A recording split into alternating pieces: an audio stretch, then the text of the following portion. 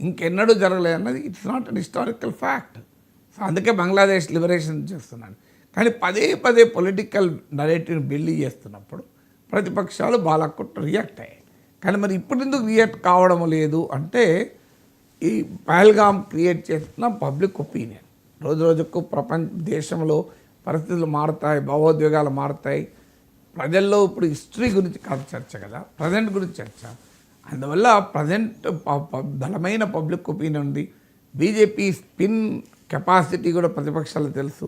ఏం మాట్లాడినా దేశద్రోహం కింద చిత్రీకరించే అవకాశం ఉంది కనుక బహుశా there is a competitive patriotism, అంటే దేశభక్తి, నన్ను మించిన దేశభక్తి ఇంకెవరూ లేరు అనే ఒక పోటీ దేశభక్తి తత్వం రాజకీయ వ్యవస్థలో కనబడుతుంది.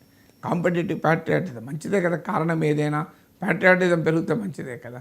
అందువల్ల ఇప్పటికైనా అపీల్ చేసేది ఏంటంటే దేశభక్తికి సంబంధించిన పైన ఎవరికీ గుత్తాధిపత్యం ఉండదు. మన దేశంలో మోడీ కావచ్చు, రాహుల్ గాంధీ కావచ్చు, ఇంకో ప్రతిపక్ష నేత కావచ్చు, ఎవరి దేశభక్తిని శంకించకూడదు.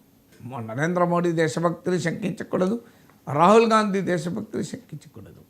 అందువల్ల ఈ పార్టిజాన్ రాజకీయ అవసరాల కొరకు మన దేశ నాయకుల్ని మనమే శంకించుకుంటూ పోతే పాకిస్తాన్కు బలాన్ని చేకూరుతుంది.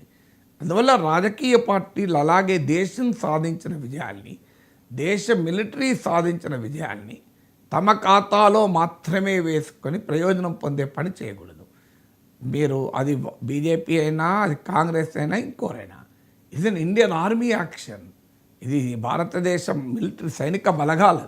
సైన్యానికి రాజకీయాలు లేవు. ఇవాళ బీజేపీ ఉండొచ్చు, రేపు కాంగ్రెస్ ఉండొచ్చు. ఇవాళ నరేంద్ర మోడీ ఉన్నాడు కనుక ఆయన ఆదేశాలు తీసుకున్నారు.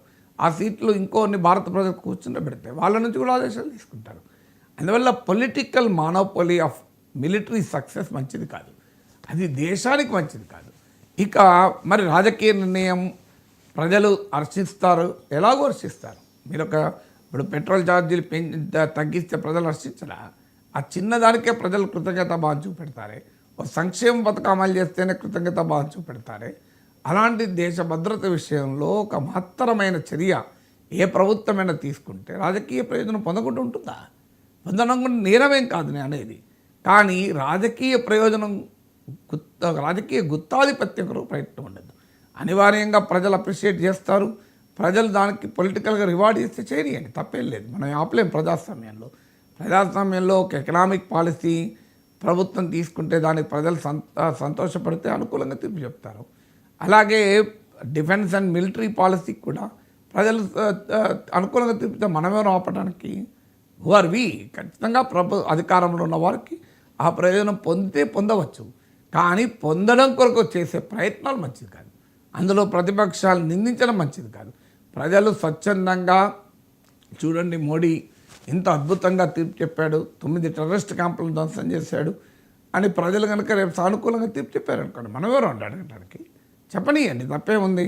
ఇప్పుడు ధరలు తగ్గిస్తే ప్రజలు సానుకూలంగా తీర్పు చెప్పారా? సంక్షేమ పథకాలు అమలు చేస్తే తీర్పు చెప్పారా?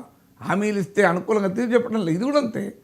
అందువల్ల by very nature of the actions వల్ల ప్రజలు పొలిటికల్గా అనుకూలంగా తీర్పు చెప్తే తప్పు పట్టకూడదు కూడా. ఎందుకంటే అది డెమోక్రసీ యొక్క క్యారెక్టర్ కదా. ఒక ఎకనామిక్ పాలసీ లాగానే డిఫెన్స్ పాలసీ, అది ప్రైమ్ మినిస్టర్ నరేంద్ర మోడీ పాలసీకి ప్రజలు జేజేలు పలికితే మనమే ఆపడానికి. ఖచ్చితంగా that BJP government deserves it. వాళ్ళు చేసే చర్యల వల్ల కనుక వాళ్ళ రాజకీయ ప్రయోజనం ప్రజలు ఇస్తే దే డిజర్వ్ ఇట్. వాళ్ళు రానియండి ప్రయోజనం, దాంట్లో మన అభ్యంతరం చెప్పకూడదు. ఇప్పుడు 71 వార్ తర్వాత కాంగ్రెస్ పార్టీ రాజకీయ ప్రయోజనం పొందలేదా? సో రాజకీయ ప్రయోజనం పొందింది కదా. ఎమర్జెన్సీ విధించినందుకు రాజకీయ నష్టం కూడా పొందింది కదా. అంటే ప్రభుత్వాల చర్యలు, ప్రభుత్వాల తప్పులు ప్రజలు తీర్పులు చెప్తూనే ఉంటుంది. దాన్ని ఎవరో మనం ఆపేది. 71 వార్ తర్వాత కాంగ్రెస్ భారీ విజయాన్ని సాధించింది.